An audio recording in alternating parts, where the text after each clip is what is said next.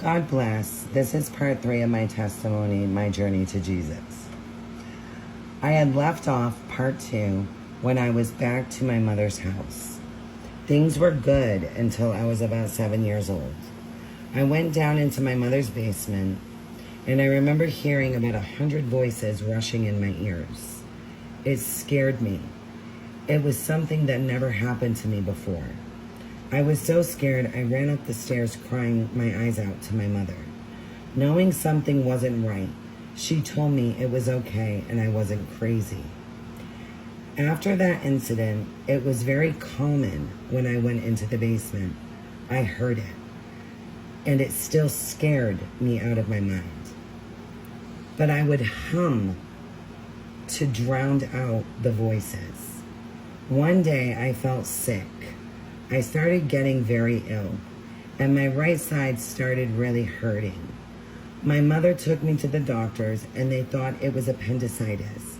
They sent me back home, and there I laid on my mother's couch for about 5 days. Nothing ever happened. The doctors couldn't figure out what happened to my body.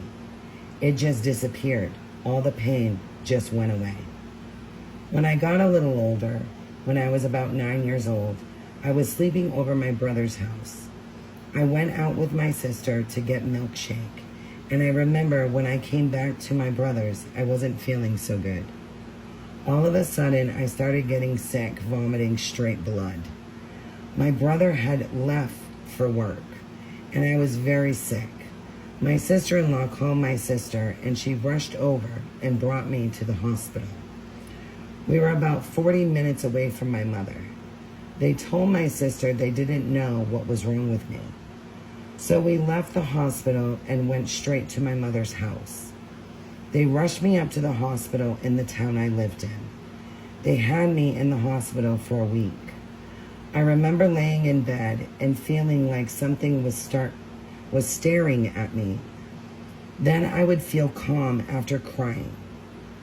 One day they came into the room and they told me I had a sugar attack. I didn't know what that meant.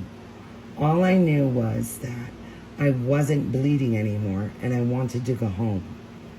I had to stay on a sugar-free diet, and then about a week later, I was eating candy again. I always found it strange that it just stopped for no reason. I never had any sugar issues again. Then I was introduced to the Ouija board by some siblings. Also, light as a feather, stiff as a board.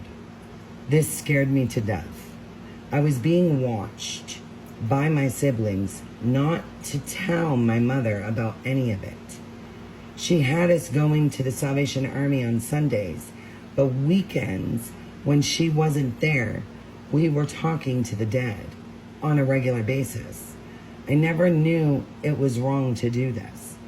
It was just a normal thing that occurred when my mom wasn't home. Eventually, I just got used to doing these things. It was a habit more than anything. When I started getting older, I started knowing things that I shouldn't have known. So I'm going to end it here. Please tune in to part 4 on my testimony, my journey to Jesus. God bless you all.